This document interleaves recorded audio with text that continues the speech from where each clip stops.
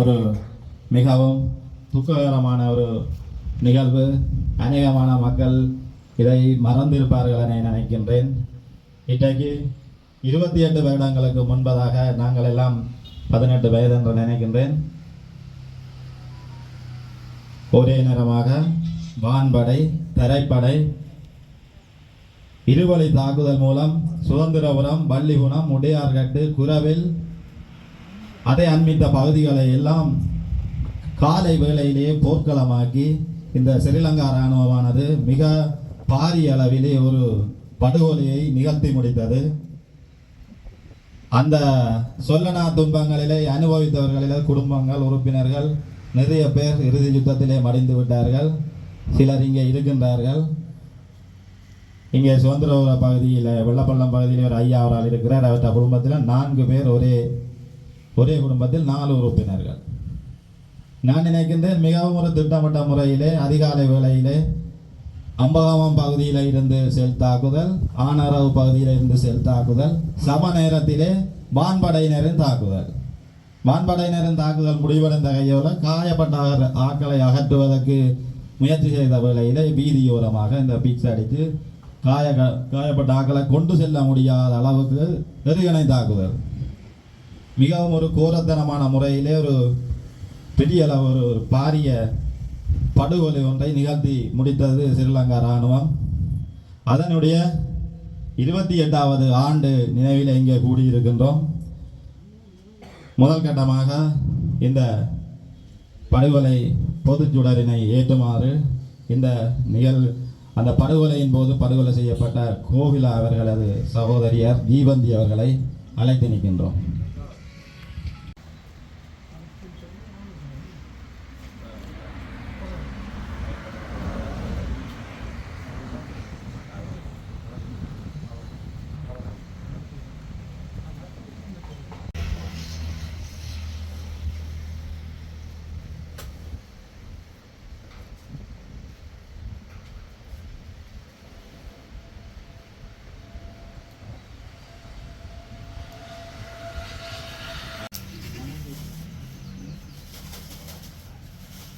தொடர்ந்து பொதுமக்கள் மலரஞ்சு சேர்ந்தனர்.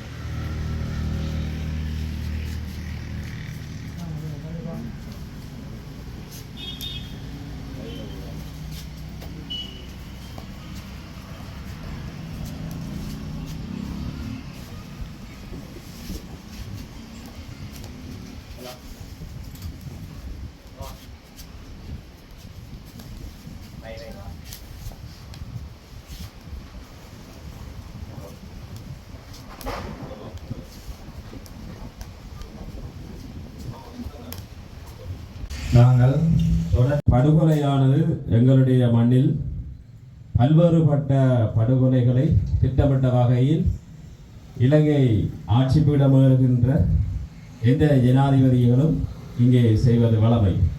அதே போன்று 1998ஆம் ஆண்டு 6ஆம் மாதம் 10ஆம் தேதி இந்த மண்ணிலே எங்களுடைய உறவுகளை திட்டமிட்ட வகையில் ஒரு இனவழிப்பு மூலமாக, செல் தாக்குதல் மூலமாகவும், விமான தாக்குதல் மூலமாகவும் இனப்படுகொலை செய்த அன்றைய அரசாங்கத்தில் இருந்த ஜனாதிபதியாக இருக்கட்டும், தற்போதைய இந்த நாட்டிலே இருக்கின்ற ஜனாதிபதியாக இருக்கட்டும், எங்களுடைய மக்களை திட்டமிட்ட வகையில் தமிழ் மக்களை குறிவைத்து பல்வேறுபட்ட இரத்தம் சிந்தாத இனவழிப்பு மூலமாக தற்போது இந்த அரசாங்கம் எங்களுடைய தமிழர் பகுதியிலே அரங்கேற்றி வருகின்றது. நாங்கள் உண்மையில் எங்களுடைய ஜனநாயக வழியில் வென்றெடுக்கிறதுக்கு பல்வேறுபட்ட முனைப்புகளை எங்களுடைய தமிழ் பிரதிநிதிகளாக இருக்கட்டும், தமிழ் மக்களாக இருக்கட்டும் முனைந்தாலும் அவ்வாறு எங்களுக்கு எந்த அரசாங்கமும் அதற்கான நற்செய்தியை எங்களுக்கு சமிக்கைகளை இதுவரைக்கும் செய்யவில்லை. தொடர்ச்சியாக எங்களுடைய மண்ணிலே இடம்பெற்றுக் கொண்டிருக்கின்ற ரத்தம் சிந்தாத இனவழிப்பு திட்டமிட்ட வகையில் இடம்பெறுகிறது. அதற்கு பல்வேறுபட்ட காரணங்களை நாங்கள் இந்த இடத்திலே பதிவு செய்யப்பட வேண்டும். உண்மையில் அண்மையில் ஒரு பாடலை பாடினார் என்ற குற்றச்சாட்டிலே உண்மையில் அந்த ஒரு பாடல் எந்த விதமான எங்களுடைய தமிழ விடுதலை புலிகளை மீளுருவாக்கம் செலுத்துறதுக்கான வரிகளை ஒரு வரியிலேயுமே இடம்பெறவில்லை. அவ்வாறு அந்த இளைஞனை, அந்த பாடல் பாடின இளைஞனை இந்த இலங்கை அரசாங்கமானது பயங்கரவாத தடை சட்டத்தின் கீழே கைது செய்து அவரை சிறையில் அடைத்திருக்கின்றது. இந்த அரசாங்கம் தற்போது இருக்கின்ற ஏவிபி என சொல்லப்படுகின்ற எம்பிபி அரசாங்கமானது இந்த ஆட்சி பீடம் ஏறும்போது எவ்வாறு எங்களோட தமிழ் மக்கள் பிரதேசங்களிலே எவ்வாறு தங்களுடைய அரசியலுக்காக தாங்கள் வருவதற்கு எவ்வாறு ஒரு கருத்துக்களை விதைத்தார்கள். அந்த கருத்துக்கு முரணாக தற்போது பழைய அரசாங்கம் எவ்வாறு எங்களோட மக்களை பல்வேறுபட்ட வகையிலே இனப்படுகொலைகள், துன்புறுத்தல், கைதுகள் இவ்வாறு நடந்ததோ அவ்வாறு இந்த அரசாங்கமும் இந்த மண்ணிலே தங்களுடைய சிங்கள பௌத்த மேலாதிக்கத்தனத்தை காட்டிக் கொண்டிருக்கின்றது. எனவே எப்போதும் எங்களுடைய மக்களுடைய ஜனநாயக வழியிலே நாங்கள் எங்கள் மக்களுக்காக எங்கள் தமிழ் பிரதிநிதிகள் குரல் கொடுத்தாலும் ஐநா வரைக்கும் எங்களுடைய மக்கள் குரல் கொடுத்து கொண்டிருக்கிறார்கள். இனப்படுகொலைக்கான தீர்வு கிடைக்க வேண்டும் என்று. அதே போன்று பாலி பாராளுமன்றத்திலேயும் இவ்வாறு எங்களுடைய தமிழ் மக்களுடைய பிரதிநிதிகள் குரல் கொடுத்து கொண்டுதான் இருக்கிறார்கள். இவ்வாறு இருக்கும்போது நாங்கள் பொறுத்திருந்து தான் பார்க்க வேண்டும் எங்களுக்கான இந்த இனப்படுகொலைக்கான தீர்வு எப்போது கிடைக்கும் வேண்டும். ஆனால் நாங்கள் எல்லாருமே அதற்கான போராட்டங்களை தொடர்ச்சியாக செய்ய வேண்டிய ஒரு இனமாக அந்த கடப்பாட்டிலே நாங்கள் இருக்கின்றோம். அதே போன்று எங்களுடைய இந்த சுதந்திரபுர படுகொலையானது அந்த உறவுகளை இழந்து தவித்துக் கொண்டிருக்கின்ற குடும்பங்கள் இன்று வரைக்கும் இந்த மண்ணிலே வாழ்ந்து கொண்டுதான் இருக்கிறார்கள்.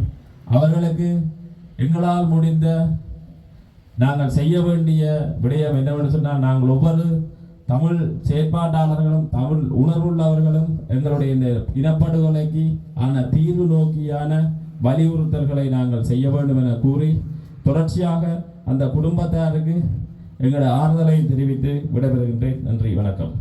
தாக்குதலுக்கு இந்த நிகழ்வுக்கு உண்மையாகவே வருடம் செய்து வருகிறது. இந்த நிகழ்வை தயார்படுத்திய நிர்வாகத்துக்கு நன்றியை தெரிவித்துக் கொண்டு, உண்மையாகவே இந்த நிகழ்வில் கௌரவ தவிசாளர், ஊடகவியலாளர்கள், முன்னாள் போராளிகள், மக்கள் எல்லோருக்கும் முதற்கண் நன்றியை தெரிவித்துக் கொண்டு, எமது போராட்ட வரலாற்றுகளில் இது ஒரு 28 வருடத்துக்கு முதல் நடந்தாலும் பல இன அழிப்பு போராட்டத்தை ஸ்ரீலங்கா அரசு திட்டமிட்டே செய்கிறது. இந்த உண்மையாகவே மும்முனை தாக்குதலில் அப்பாவி மக்கள் 24க்கும் மேற்பட்டவர்கள் உடல் சிதறி பலியாகினார்கள். அதைவிட எத்தனையோ பேர் கையில்லாமல் கால் இல்லாமல் இருந்தார்கள். அப்படியான திட்டத்தை சந்திரிகாவின் ஆட்சி காலத்திலே ரத்வதா இராணுவ தளபதியாக இருந்தது, சரத் பொன்சேகா துணை தளபதியாக இருந்திருக்கணும். இன்றைக்கு சரத் பொன்சேகா நல்ல பிள்ளை போல, நாட்டிலே ஒன்றும் தெரியாதவர் போல இந்த அரசுக்கு வசைபாடி கொண்டிருக்கிறார். உண்மையாகவே தமிழ் மக்களுடைய சொத்துக்கள், சுகங்கள், இந்த நகைகள் எல்லாமே சூறையாடப்பட்டது. இது சரத் பொன்சேகாவுக்கு 100% பங்கு இருக்கு. இதுவரைக்கும் விசாரணை செய்ய கூடாது என்பதற்காக இந்த அனுரா அரசுக்கு வெள்ளையடித்துக் கொண்டிருக்கிறார். இப்படியான படுகொலைகளை செய்த அரசு, அனுரா அரசு வந்த நேரம் சொன்னது, மக்கள் எல்லாரும் நாங்கள் முள்ளிவாய்க்காலில் பட்ட துன்பங்களை மறந்து ஏதோ அனுரா அரசு வந்தால் எங்களுக்கு ஈழம் தரப்போகிறார்கள், எங்களை விடுதலை புலி தேசிய தலைவருக்கு சமனானவர், எங்கள் தலைவரின் செருப்புக்கு கூடி எந்த ஒரு நபரும் சமன் கிடையாது இந்த உலகத்திலே. ஆகவே இந்த அனுரா அரசு வந்து எப்படி இன்றைக்கு துன்பப்படுத்துகிறார்கள் என்பது எல்லோருக்கும் தெரியும். வரும்போது என்ன சொன்னார்கள்? துயிலம் இல்லங்கள் மக்கள் அஞ்சலி செலுத்தப்பட வேண்டும், அது மக்கள் மாவீரர்கள் என்று அதிகமாக சொன்னார்கள். நான் இதில் ஒன்று சொல்றேன், தமிழ் மக்கள் வேறு, விடுதலை புலிகள் வேறு அல்ல. புலிகள் தான் மக்கள், மக்கள் தான் புலிகள். ஆகவே இதை பிரித்து எந்த ஒரு பாராளுமன்றத்திலுமோ எந்த ஒரு சர்வதேசத்திலுமோ படம் போட வேணாம் எந்த ஒரு அரசியல்வாதிகளும். ஏனென்றால் ஒரு தமிழ் மகனுக்கு, ஒரு பாட்டு பாடிய ஒரு மகனுக்கு வந்த நிலை என்று தெரியும். பயங்கரவாத சட்டம் நேற்று பாராளுமன்றத்தில் பார்த்தா ஒரு மாசத்துக்கு நீடிக்கிறார்கள் அவசர கால சட்டம். என்னையா நாடகம்? நீங்க அதிகமான ஆட்களை வச்சிருந்து இந்த பாராளுமன்றத்தை ஆட்டலாம் நினைக்க கூடாது. வந்த வேகம் எப்படியோ அந்த வேகத்திலே இந்த அரசு போகும். புதிய அரசு ஒரு மாற்றம் கொண்டு வரும். இந்த நாட்டிலே என்றும் தமிழ் மக்கள் நிம்மதி இல்லாமல், தமிழ் பேசும் மக்கள் நிம்மதி இல்லாமல் எந்த ஒரு இனமும் இங்கே இலங்கை தீவிலே நிம்மதியாய் வாழ முடியாது. அது இயற்கை, அந்த தாண்டவம் ஆடியே ஆகும். ஆகவே தமிழ் மக்களுக்கான தீர்வினை நாங்கள் தென்னிலங்கையில் உள்ள வரும் அரசிடம் நம்பவில்லை. நாங்கள் சர்வதேசத்திடம் கேட்கிறோம். அயல் நாடான இந்தியா கண்மூடித்தனமாக இருக்கிறது. நாங்கள் சர்வதேசம் கேட்கும் போனால் நீங்கள் பாரத தேசத்தில் கேளுங்கள், பாரத தேசத்தை முடிவோடு செய்யுங்கள்.